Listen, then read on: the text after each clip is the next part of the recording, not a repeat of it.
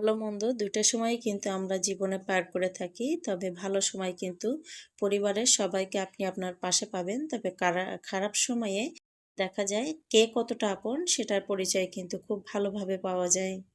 আসসালামু আলাইকুম। আমি লিলি, বাংলাদেশি ব্লগার। লিলিস ফ্যামিলিতে সবাইকে আরও একবার স্বাগত জানাই। কাছে কিংবা দূরে, দেশে বা দেশের বাহিরে যে যেখান থেকে দেখছেন, আশা করি সবাই ভালো আছেন, সুস্থ আছেন। শুকর আলহামদুলিল্লাহ। আমিও আমার পরিবারের সবাই আল্লাহর অশেষ রহমতে ভালো আছি এবং সুস্থ আছি।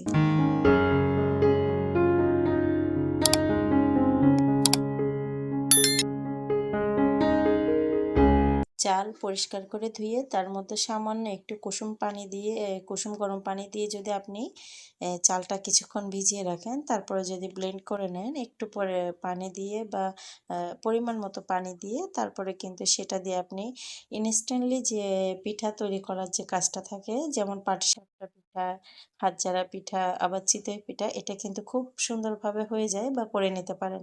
আমি কিন্তু সেভাবেই আজকে সকালের নাস্তা সেরেছি। তারপরে অফ ক্যামেরাতে বাচ্চাদেরকে স্কুলে দিয়ে আসছি এবং রান্নাবান্নাটা শুরু করছি। একে তো বাচ্চাদের পরীক্ষা, দ্বিতীয়ত হচ্ছে বাচ্চারা অসুস্থ।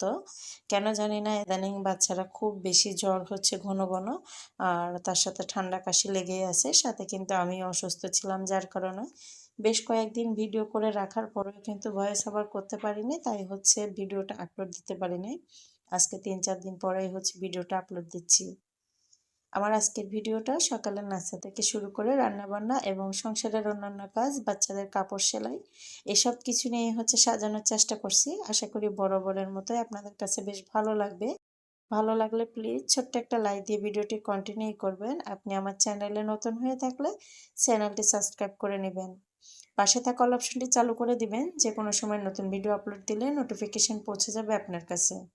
আপনি আপনার মূল্যবান সময় এবং সুযোগ করে আমার ভিডিওটি দেখে নিতে পারবেন। যারা অলরেডি এই কাজটি করে দিয়েছেন, সবাইকে অসংখ্য ধন্যবাদ।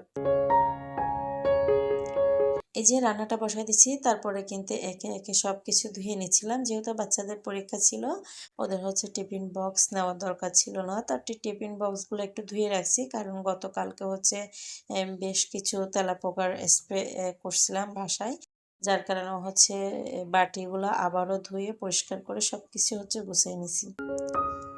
রান্নাটা বসায় দিছি, আর এরপরে কিন্তু বাচ্চাদেরকে নিয়ে আসছি, মানে আজকে বাচ্চাদের যেহেতু এক্সাম ছিল, রান্নার যে জিনিসগুলো ছিল এগুলো কিন্তু গুছাই রেখেই রান্নাটা বসানোর আগেই কিন্তু 2 ঘন্টার মধ্যে বাচ্চাদের পরীক্ষা শেষ। আর ফার্স্ট পরীক্ষা যেহেতু ড্রয়িং ছিল, খুব তাড়াতাড়ি ছুটি হয়ে গেছিলো, যে রান্নাবান্নার যে কাটাকাটি কাজটা ছিল সেটা করে রেখেই কিন্তু বাচ্চাদেরকে স্কুল থেকে নিয়ে আসছি, আর তারপরে হচ্ছে রান্নাবান্নার কাজটা শুরু করছি।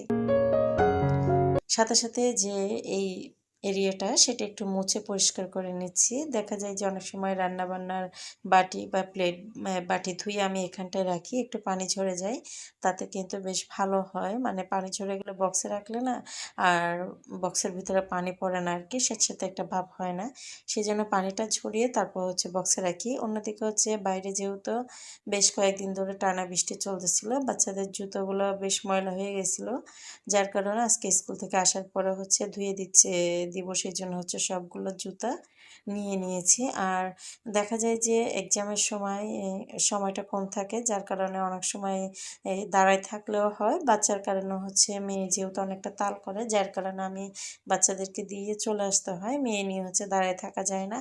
দেখা যায় বাসায় আসতে আসতে 20 থেকে 25 মিনিট চলে যায়। আবার সামান্য একটু কাজ করতে না করতে দেখা যায় আনতে যাওয়ার সময় হয়ে যায়। তো সেভাবেই হচ্ছে কয়েকদিন ধরে মেনটেন করছি। অন্যদিকে হচ্ছে অফ ক্যামেরাতে রান্নার পাশাপাশি কিন্তু কিছু তিতে কলা ভাজি করে নিয়েছিলাম, আর এটা হচ্ছে সোজা বিকালের অংশ। বিকালে চা খাওয়ার পরে হচ্ছে বাচ্চাদের 2টা প্যান্ট কেটে রাখছিলাম, বেশ কিছুদিন আগে হচ্ছে আমি আপনাদের সাথে শেয়ার করছিলাম, সেই 2টা প্যান্টই হচ্ছে সেলাই করে নিচ্ছি। দেখা যায় যে যে কোনো কাজ একবার যদি রেখে দেই না, দ্বিতীয়বার ওই কাজটার কথা একদমই মনে থাকে না, আর দেখা যায় আলসেমি চলে আসে, কাজটা কিন্তু করা হয় না খুব সহজে। আজকে যেহেতু একটু সময় ছিল, তো চিন্তা করলাম বাচ্চাদের যেহেতু সামনে বৃহস্পতি শুক্র শনি 2 দিন 3 দিনই ছুটি আছে এক্সামের আগে, তো এই প্যান্টগুলো একটু সেলাই করে নিই, যেহেতু সময় আছে করে নিতে পারবো। মেয়ে আর বড় ছেলেটা হচ্ছে ঘুমাচ্ছিল, আমরা চা খেয়ে নিয়েছি, তারপর হচ্ছে এই কাজগুলো করে নিচ্ছি। এই কাজটা করতে কিন্তু আহামরি বেশি সময় লাগছে তেমন না, তবে বের করে নিতে কিন্তু সময়, মানে করার যে সময়টা সেটা বের করতে কিন্তু অনেক সময় লাগছে। এই 2টা প্যান্ট সেলাই করতে আমার সর্বোচ্চ 10 মিনিটের বেশি মনে হয় না যে আমার লাগছে। তারপরে কিন্তু এই 10 মিনিট সময়টা একজন মায়ের জন্য অনেক কিছু। আর এই সময়টা বের করে বসা আর কাজটা কমপ্লিট করা কিন্তু বেশ মুশকিলের। রান্নাঘরের কাজ হলে দেখা যায় যে কোনো সময় হুটহাট করে করা যায়, তবে কিছু কাজ এমন থাকে যে কোনো সময় বসা যায় না, করা যায় না, একটা নির্দিষ্ট সময় বের করে তারপর করতে হয়।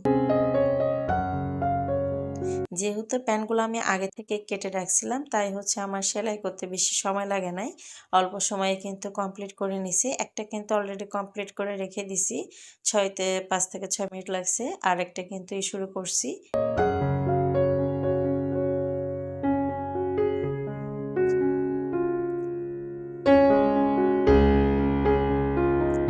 আমি বেশ কিছুদিন ধরে অনিয়মিতভাবে ভিডিও আপলোড দিচ্ছি, যার কারণে আমার ভিডিও ভিউজ এবং ওয়াচ টাইম দুটোই কম।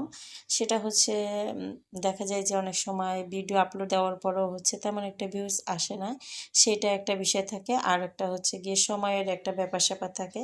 আমার 3 বাচ্চা সামলায় ইদানিং আমি প্রতিনিয়ত মানে কন্টিনিউ করতে পারছি না, যার কারণে এই সমস্যাটা দেখা দিছে। আমি জানি না এটা আমার যে চ্যানেলটা সেটা কতটুকু সামনের দিকে এগোবে।